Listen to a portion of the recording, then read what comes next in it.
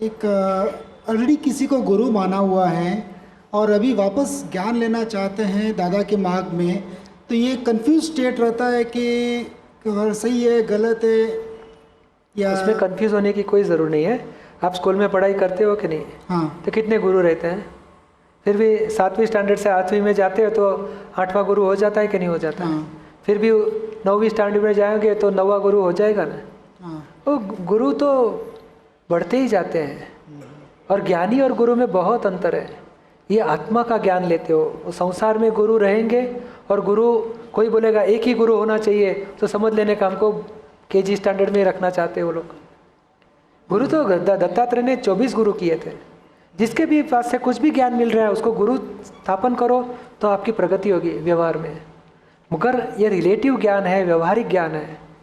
और आत्मा का ज्ञान वो रियल ज्ञान है, वहाँ गुरु भी नहीं है और शिष्य भी नहीं है। आपको आत्मा की जागृति में बिठा देते हैं, आपका आत्मा वही आपका गुरु लास्ट में। यानी बाहर जो भी गुरु है उसका विनय करने का, उसको गुरु दक्षिणा भी देनी पड़ती है तो देना। पर ये पार्ट अलग है, वो पार्ट, वो गुरु क्या नाम आपका? सुरेश। तो सुरेश जी के गुरु रहेंगे। आप आत्मा का तो कोई गुरु हो ही नहीं सकता, तो सुरेश के गुरु भले रहे, हरकत नहीं। और आप आत्मा में आ जाओ, ये ज्ञान से आप आत्मा में आ सकते हो और आत्मा से सुरेश से अलग हो जाते। सुरेश का गुरु आत्मा रहेगा बाद में। और यहाँ कोई भी संसार में गुरु करने के बाद ये ज्ञान लेने में कोई दिक्कत नहीं है, दोनों साथ में रह सकता है।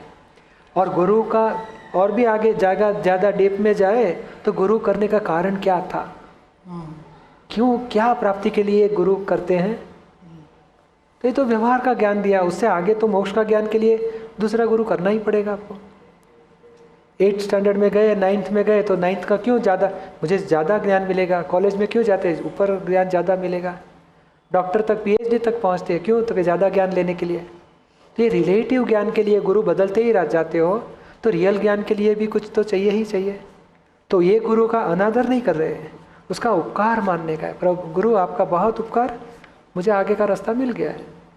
और जब भी मिले तब नमस्कार करते, नहीं KG के टीचर मिले तो भी नमस्कार करते, सर नमस्ते, आपका बहुत उपकार, मैं आज डॉक्टर हो गया आपके आशीर्वाद से। वो 20 साल से वहाँ का वहाँ रहेगा, मगर आप तो डॉक्टर हो जाते हो। तो गुरु के आशीर्वाद लेते हो कि नहीं लेते हो? तो लेने के। और सच्चे गुरु बहुत खुश होते, मेरा विद्यार्थी डॉक्टर हो गया। वो कभी ऑब्जेक्शन नहीं लेते, रिस्ट्रिक्शन नहीं रखते, क्यों आगे जाते हो। सच्चा गुरु होगा तो नहीं, जाओ आगे, बढ़ो आगे और महान हो, दुनिया का कल्याण करो, वही आशीर्वाद दिल से देते रहते हैं। यानी सच्चा गुरु होगा तो उसको कभी हरकत नहीं आएगी। कई बार देखा गया है कि एक गुरु को दूसरे गुरु के प्रति जो शिष्य है वो क्रिटिसाइज करते रहता है, तो जो क्रिटिसाइज करता है उसके प्रति अपने भाव और जो एटीट्यूड और क्या अपना उसके प्रति समझाने के बारे में अगर है। ये मैथ्स का टीचर और हिस्ट्री का टीचर दोनों के बीच में क्रिटिसाइज करने का कोई मतलब है? तो ऐसे सब अलग अलग टीचिंग है, समझ लो अंदर से। एक ही कॉलेज के स्टाफ स्टूडेंट है, स्कूल में टीचर की पूजा करने के लिए जाते हो कि डॉक्टर होने के लिए जाते हो? पढ़ाई के लिए। पढ़ाई के लिए जाते हैं। तो धर्म वितराग होने के लिए धर्म करना है, नहीं कि पूजा करने के लिए गुरु की धर्म सीखना है। तो गुरु तो उपकारी है, उसको आगे का मार्ग बताता है कि ये बुरा है, छोड़ो, अच्छा पकड़ो, धीरे धीरे आगे बढ़ो। और गोल क्या रखना है, संसार में वितराग होना है। कोई भी प्रति राग, कोई भी प्रति द्वेष नहीं रहना चाहिए। तो ये तो राग द्वेष का कारखाना शुरू हो गया। ये गुरु को डिवैल्यू करो, हमारा बेस्ट है, हमारे पास आओ। तो फिर राग द्वेष सब आप साहब उनको बोलना चाहिए, साहब राग द्वेष मुक्त करने का चाबी बताओ, आप तो राग द्वेष में डालते हो हमको। समझ में आता है आपको? तो सच्चा गुरु बोलेगा नहीं, जहाँ से भी अच्छा मिलता है वहाँ पहुँचो, हमारे से अच्छा मिलता है हमारे पास से लो, मगर किसी रिस्ट्रिक्शन नहीं करेगा कभी। और सच्ची बात यह है कि देयर आर 360 डिग्रीज, सब अपने व्यू पॉइंट पे खड़े हैं और सेंटर में पहुंचना है।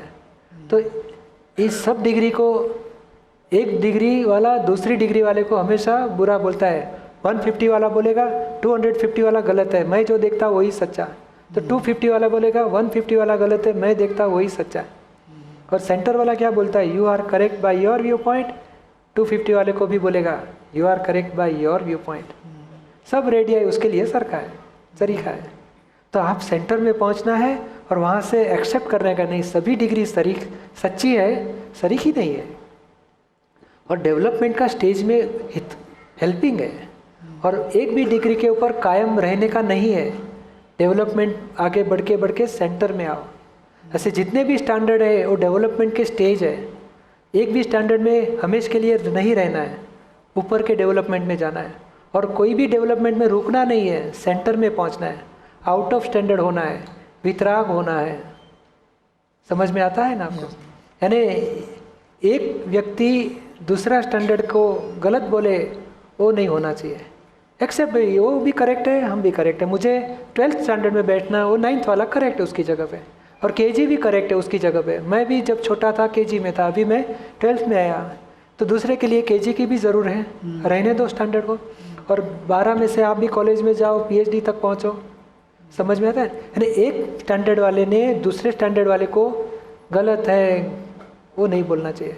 एक्सेप्ट वो भी करेक्ट है, ये भी करेक्ट है, मगर मेरे लिए कौन सा स्टैंडर्ड ज़रूरी है, उसमें आप सिट डाउन हो और उसमें आगे बढ़ो आप। समझ में आता है आपको?